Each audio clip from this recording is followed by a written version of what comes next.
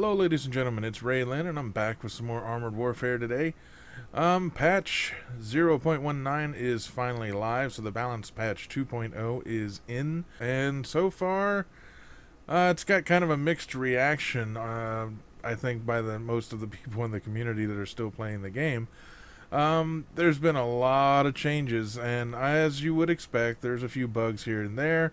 And people are kind of wishy-washy about some of the changes, some of the stuff they don't like. Just looking here at the garage, for example, you don't see a whole lot that's different as far as the UI goes, at least not on the surface. This will be changing in patch 0.20, however, where they're going to basically make the garage a lot like World of Tanks and the tech trees a lot like World of Tanks. So the rumor that My.com kind of wants to make Armored Warfare pretty much a World of Tanks clone seems to be coming more and more into reality as the days roll by. Whether it ends up being a very good World of Tanks clone, well, it's had a rocky start, and they're hoping that Balanced Patch 2.0 will kind of bring some people back. At this point, it's hard to say, just because the population was already so low that it was hard to get games enough as it was in PvP, and now with all of these dramatic changes and differences with almost every tank in the game, PvP is still kind of wishy-washy. It's hard to get games, you have long queue times, but PvE is in general about the same as where it was. There are more people that have come back to the game to check out the patch, but if you read the forums and things like that, and it's not a good thing to read the forums. You get a lot of negativity on the forums from people just not liking the certain changes to certain tanks that they liked, or maybe a tank that they used to like at a certain tier is now moved to a different tier and they don't like that. So it's a lot of, hard opinions about the game. And I'm not saying those opinions aren't valid. There are certainly some changes that caught me by surprise, and well, I just wanted to go over sort of the bulk of a lot of the changes. By the way, right here is one of the new premium tanks, the T-72B3. I will be doing a review of this tank shortly, within the next week or so. I think it, on the surface, is a pretty damn good tank for a Tier 8. It's not quite a T-90, but it's not quite a T-72 either. It's sort of a weird hybrid between the two. It's a very good tank. I suggest while it's up that you pick it up if you enjoy main battle tanks, especially Tier 8 premiums. It's served me so far so good in pretty much every game that I've played PvE-wise. But anyway, I wanted to go over some of the changes, just an overview. There are way too many to go into to make the video not just boring as crap. So just on the surface, you can see, even just going off of the statistics on, let's say, the T-72B3 here, most of the stats have stayed kind of where you would expect to see them: the damage penetration, damage per minute, reload time, and all of that. But you'll notice something when you come down to the defense, or more specifically the hull and turret armor. You still get the composition of what everything is made of, but if you'll notice, there's no more modifiers. So the armor that you see is the armor that you get. Now, at first I thought maybe this armor already included the modifiers for the different ammunition types, but I don't think that is the case. Now, this is not to say that the tanks that had certain kinds of armor, like ERA armor, which was very effective against blocking missiles or heat rounds, aren't there and still don't work. It's just I don't think you really get a bonus towards any of those rounds like you used to. So if you shoot a missile that has 700 penetration at the turret of this thing, or heat, for example, because it does have, as you can see, it has some ERA plating on the turret, it can and will knock these plates off and protect you and pretty much nullify the round, just like it would have in the past. But now you can see that there just are no modifiers at all to the armor. In some ways it simplifies things, because now you're not worried about, well, my tank is only going to be good if this guy loads a certain type of ammunition. So it's just across the board for every single tank. This is how it is. They have added like the vehicle mass to the mobility section, but everything else has more or less stayed about the way that it was. One note about the damage and the penetration. And this has been a huge change to pretty much every ammunition type in the game. The damage used to go up tier by tier by tier by tier. People that have played World of Tanks and Armored Warfare before this patch will have noticed there is a significant damage difference between, say, a tier 2 vehicle and a tier 9 vehicle. So what they did is basically the damage that you do across all tiers is tied to the millimeter of your gun. So all 125 millimeter guns will basically do 640 damage. For another crazy sounding example, my IS-7 is a tier 3 main battle tank, but it has a 152 millimeter cannon on it, so it actually does 600 damage per shot at tier 3. The difference between the tiers is in the penetration. So the same 125 millimeter gun at tier 2 will not have 644 or 640 millimeters of penetration. Now, this is good and bad because it simplifies things across the board. So if you know for a fact that if you've got a 125 millimeter gun, you're going to do this much damage, and if you're at tier 8, you're going to do this much pen in general. That depends on the round and the ammunition that you're firing, of course, but it also makes the low tiers a little bit hairy because there's a lot of damage going around.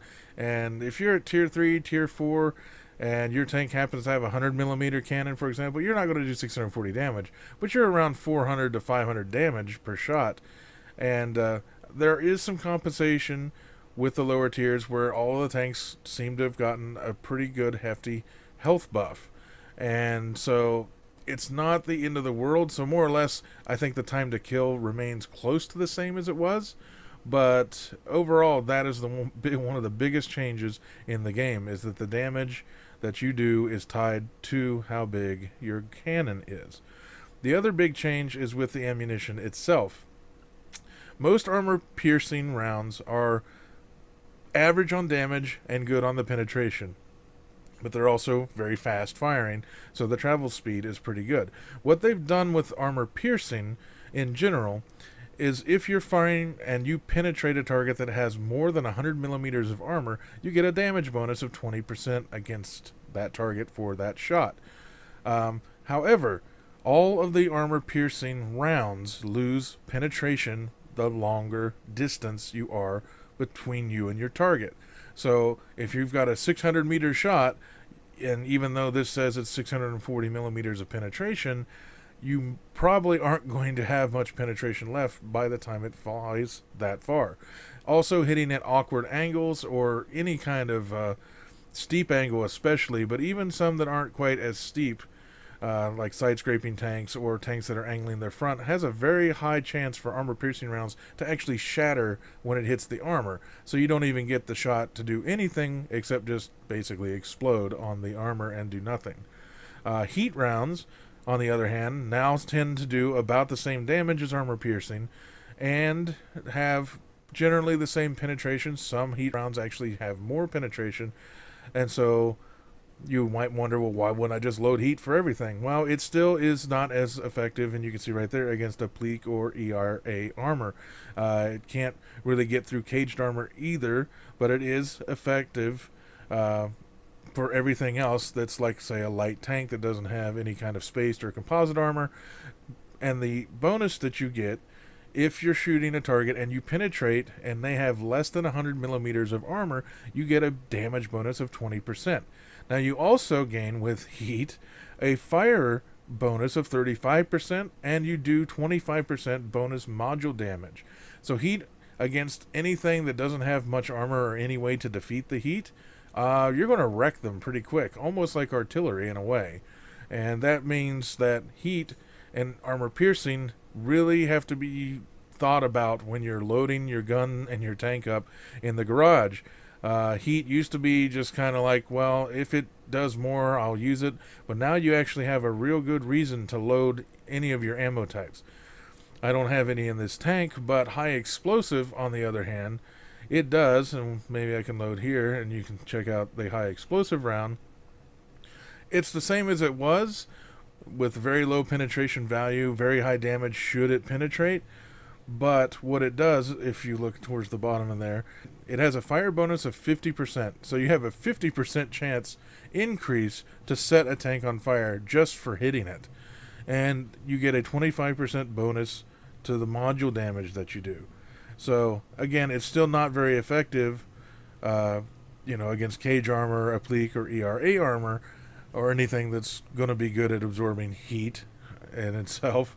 But you can see that artillery is still going to fire HE, and it still is going to do a lot of damage whether it penetrates or not. So that's the advantage of high explosive ammunition.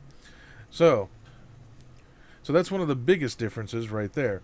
Now, if you go through the tech trees, you're going to notice quite a few tanks have moved around. For example, the XM1. It's no longer in the normal tech tree. It is now a premium tank, and it's still pretty damn good. It's a tier 6, and I've played it a few games, and I don't have really any thing bad to say about it. But you can see that there are new tanks here and there. I'm not going to go over each and every one right now because that would make the video several hours long. But you can see that the tech trees are a lot more full than you might remember them. There's Sophie, Sheetskin, now you've got the T-55, you got the Scimitar, they've got the T-64A-69 that leads over to the T-64A-76, the T-80, and now the T-80B and the T-80U. You've got a T-90 and a T-90A before you get to the T-90MS. A lot of tanks did change. The Markava to D is now what the designation here is, and this is now an autoloader. So it's very different than it was before. It's still extremely powerful, and I think it's still a great looking tank. But that is one of the things that they did change about that tank. A lot of the autoloaders took a hit, like say the Draco. It can't shoot as many shells now before it has to reload. It's still very effective, but it's also still a very big target.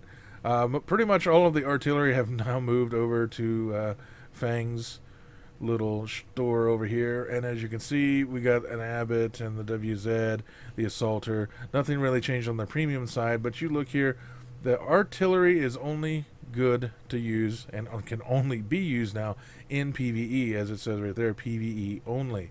And as you go down through here, you'll see a couple of rather intimidating tier 9 and tier 10 artillery, and I've taken these on test drives to the firing range, and let me tell you, the 155 here is not only is it weird looking, but it does an ass load of damage. It is very powerful. Artillery is now very strong in PvE. The firing lanes aren't necessarily any better than they used to be, but the actual damage that they can do is kind of frightening. The autoloader artillery seemed to have a little bit of an advantage at this point. It used to be that, okay, you had, say, 3 shells you could launch at somebody, like, say, the Abbott. You can shoot 3 shots per clip. Those shots don't average nearly as much as, say, the Vostika or the M108 per shot. They would basically, the 3 shots together would end up doing pretty much about the same, or maybe a little bit more if you got lucky penetrations, and generally they had a slightly longer aim time than the single shots.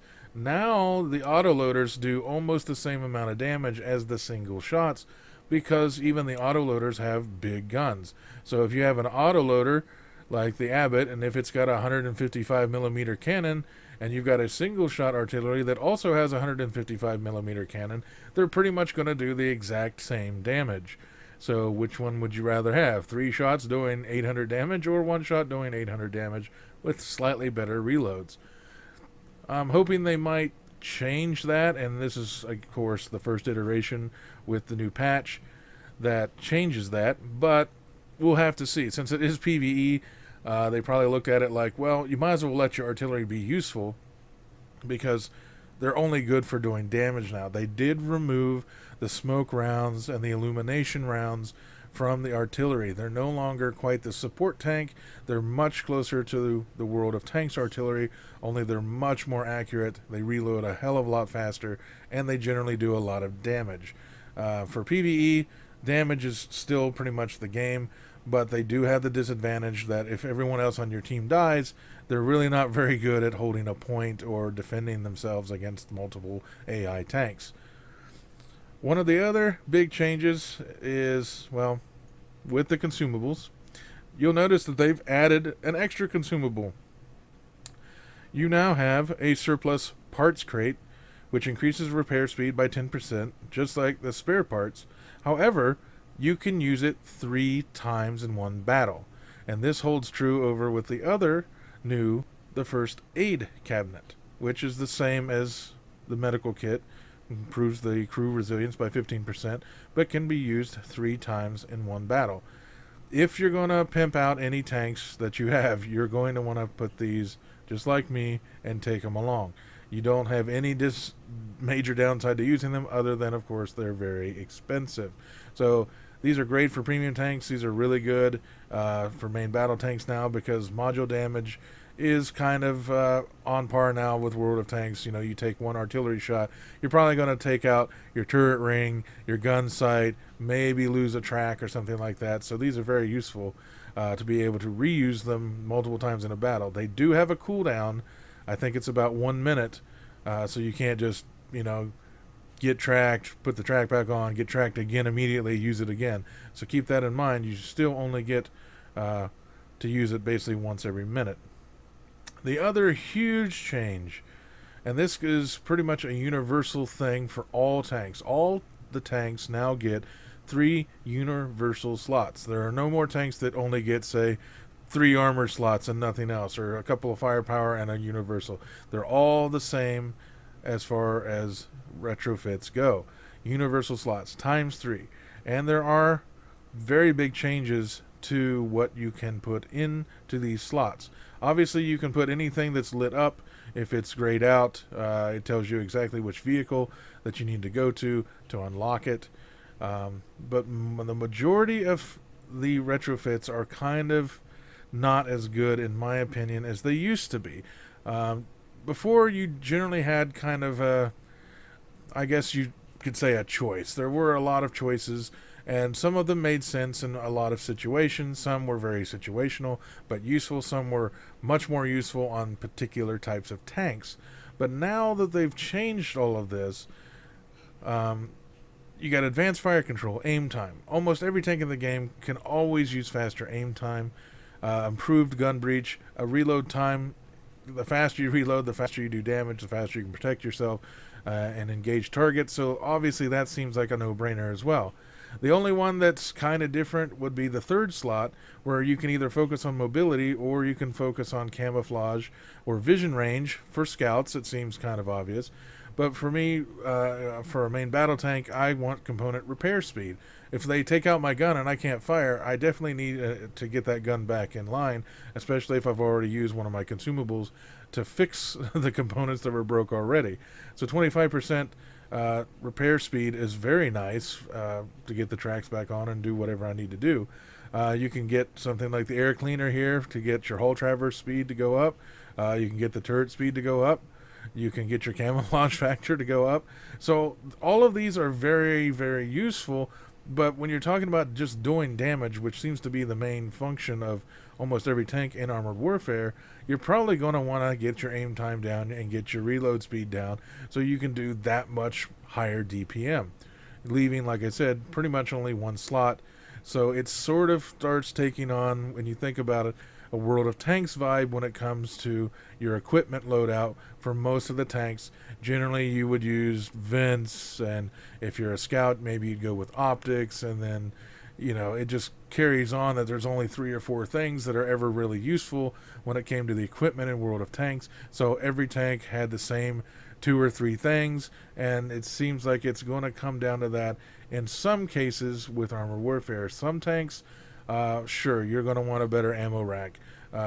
This is mostly what I'm thinking of when I think of PvE.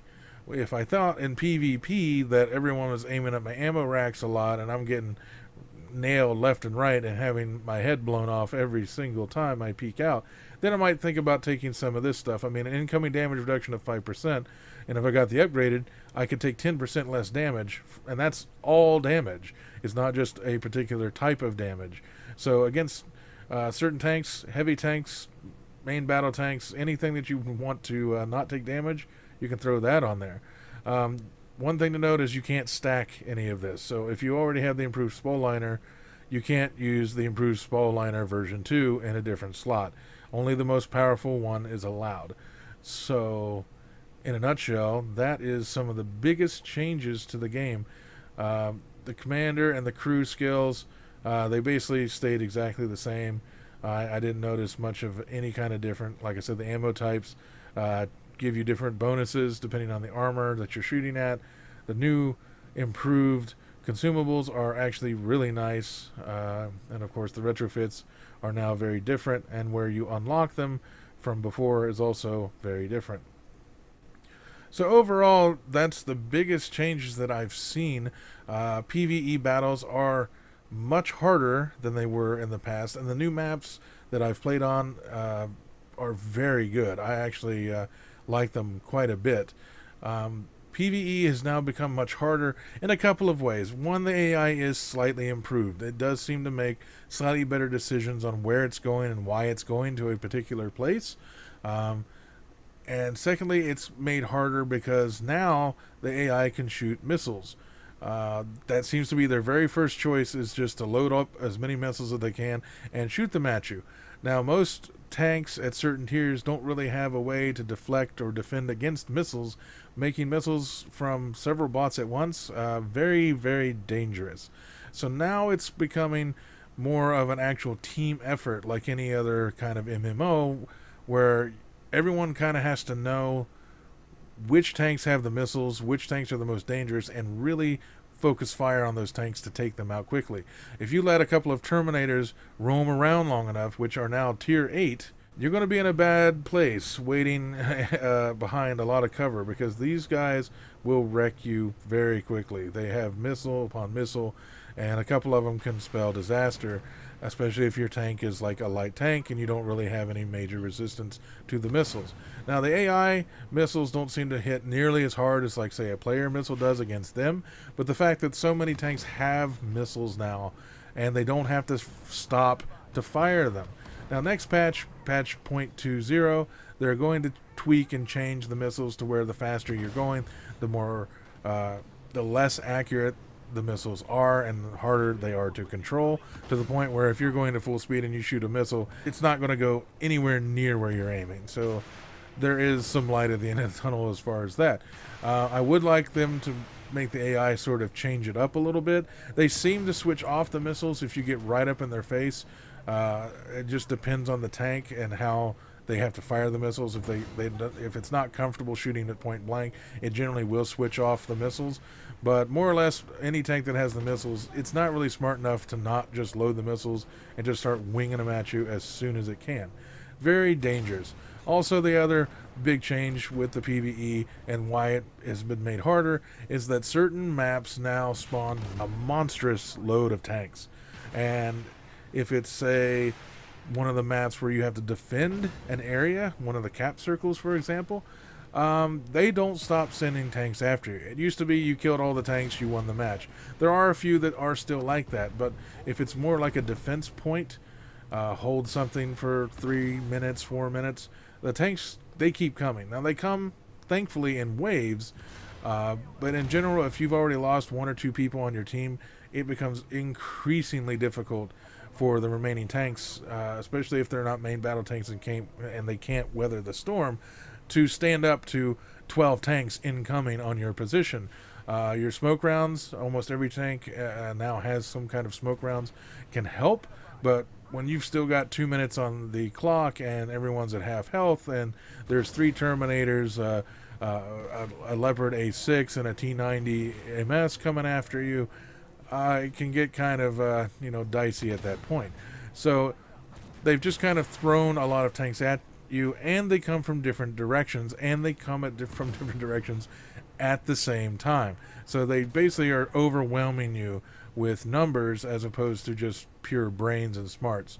Not, like I said, not to say that they haven't improved the AI slightly, but it's definitely not going to be the same as fighting in PvP.